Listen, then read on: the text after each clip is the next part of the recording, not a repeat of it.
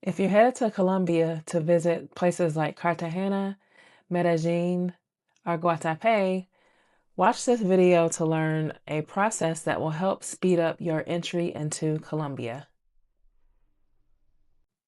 The process I'm referring to is the CheckMig form, and it was required back in the day, but now it's just suggested by the U.S. Embassy as something that you should do up to 72 hours before your flight, either back to the US or to Colombia in South America. Here is the CheckMig official website.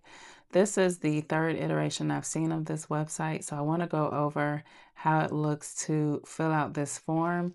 And the way that you know this is the official website is when you look at the Colombia travel entry requirements, it lists that they suggest for you to complete this 1 to 72 hours before your flight. So in the past, this was required to fill out, but now it is just a suggestion. And the reason they have it, once you get to the website, you can either select Spanish, English, or French. And the reason for the CheckMig, it allows travelers, nationals, and foreigners who intend to enter and leave Colombia to preload information to the trip.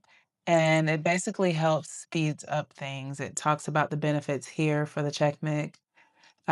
It speeds up the immigration control process, makes easier interaction between the officer and the passenger, and reduces waiting time. So I'll show you how quick it is to fill this out. So you might want to do this, but remember you can only do it up to 72 hours before your flight.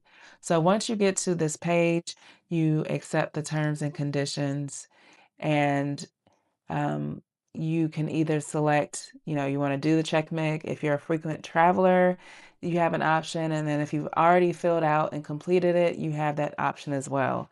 So here you select do CheckMig if you're just, doing this for an occasional trip.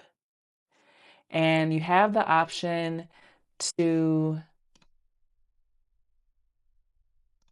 either select if you're leaving Colombia or going to Colombia. So for this example, going to Colombia by air, and you select commercial private flight, and you want to select the city that you're entering into Colombia. So Cartagena,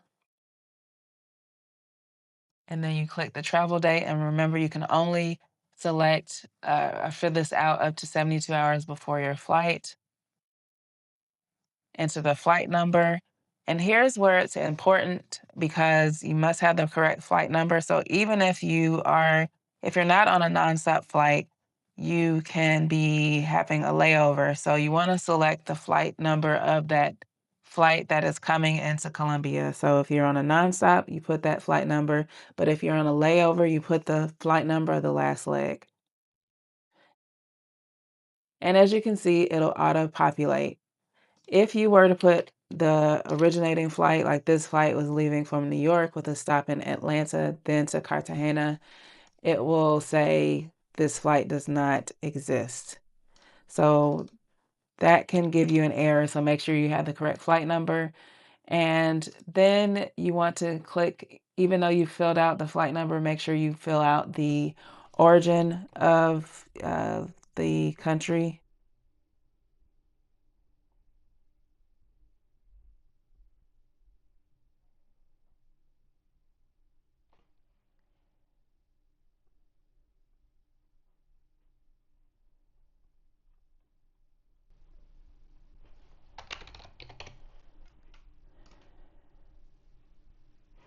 And then it'll auto-populate the city.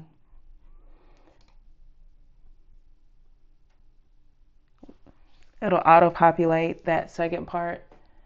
And then here's where you enter your information. So your nationality, what type of document you'll be entering the country with, and then you'll enter your document ID number. Then you'll enter your first last name. So if you only have one first name, you enter that. Then some people have like hyphenated two last names, but you'll enter your first last name here, and then you'll enter your first name here.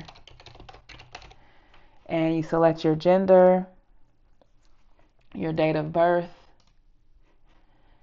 and your country of birth, and if you have a visa to enter Colombia, which is not required, but some people do have a visa to enter Colombia based on the type of trip and how long you'll be staying.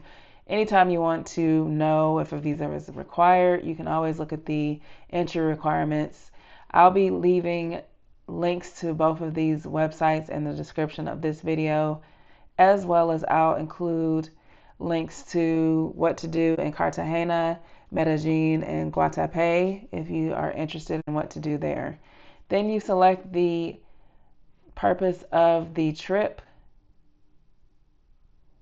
And since this is just a personal trip, I'm going to select this one.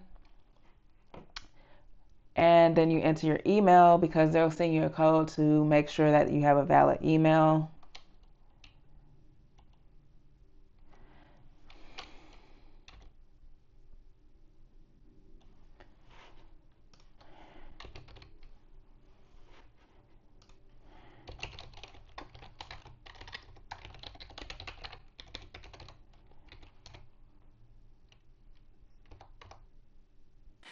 Then you fill out your email because they need to make sure that you have a valid email, and they'll send you a confirmation code or validation code.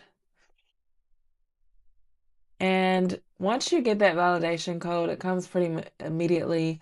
One thing to note is you're not able to copy and paste it. You actually have to type out the code.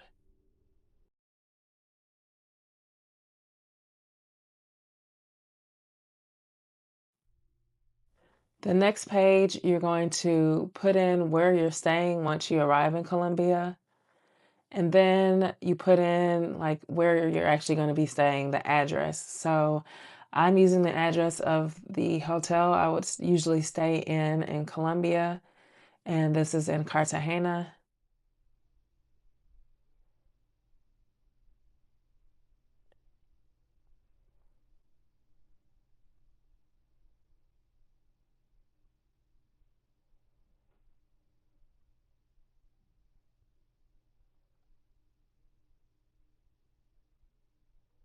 And then you will enter your contact number.